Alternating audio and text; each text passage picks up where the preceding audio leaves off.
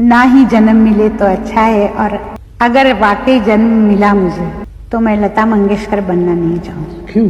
नहीं, ये लता मंगेशकर की जो तकलीफें हैं वो उसको ही पता है। स्वर कोकिला के नाम से दुनिया भर में मशहूर लता मंगेशकर आज अगर इस दुनिया में होती तो अपना 95वां जन्मदिन मनाती।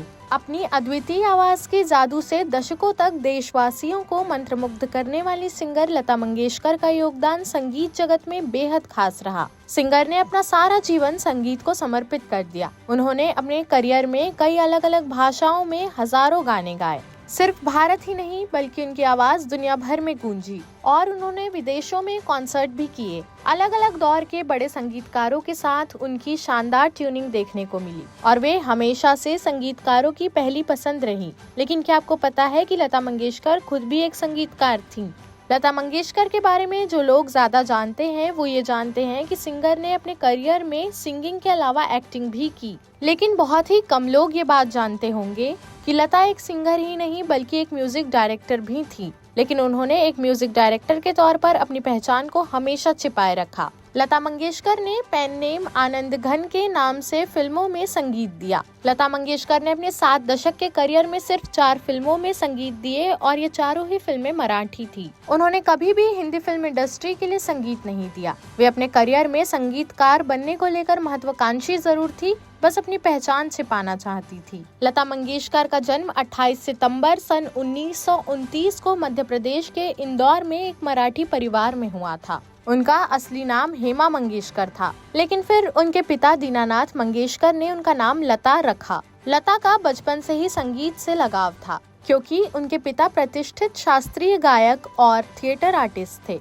वैसे तो लता मंगेशकर से जुड़े कई किस्से मशहूर हैं, लेकिन उन्हें लेकर एक किस्सा हम आपको आज उनके जन्मदिवस के मौके पर बताते हैं। लता मंगेशकर को साक्षात सरस्वती का अवतार माना जाता रहा और उनके बारे में यह धारणा रही कि अपनी जादुई आवाज से वह किसी भी गाने को हिट करा देती थी। लेकिन एक समय ऐसा भी था जब लता मंगेशकर को उनकी पतली आवाज की वजह से मशहूर निर्देशक ने रिजेक्ट कर दिया था। मतलब लता जी जैसी गायिका को भी काफी संघर्षों से गुजरना पड़ा था। यह मामला दिलीप कुमार की फिल्म शहीद से जुड़ा है। फिल्म के निर्माता एस मुखर्जी थे। उन्होंने इस फिल्म के एक गाने के लिए लता मंगेशकर का ऑडिशन लिया और उन्हें उनकी आवाज इसलिए पसंद नहीं आई क्योंकि उनको लगा कि लता की आवाज काफी पतली है। लता मंगेशकर के खाते में 50,000 से ज्यादा गीत गाने का रिकॉर्ड है।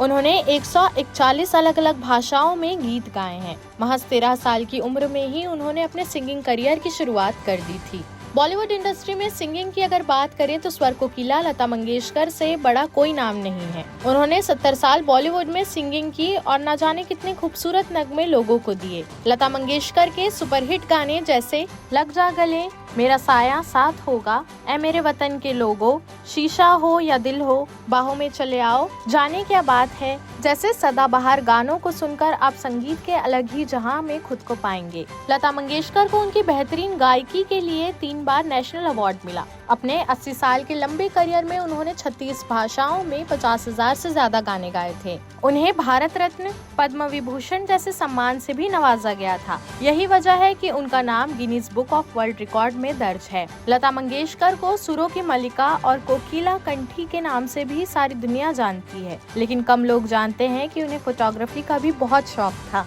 बता दें कि 6 फरवरी 2022 को लता मंगेशकर इस दुनिया को अलविदा कह गई, लेकिन उनके गाने हमेशा उनकी उपस्थिति दर्ज कराएंगे। देश प्रदेश की सभी बड़ी खबरों से जुड़े रहने के लिए हमारे YouTube चैनल को लाइक, शेयर और सब्सक्राइब करना ना भूलें। साथ ही लेटेस्ट खबरों के लिए बेल आइकन को प्रेस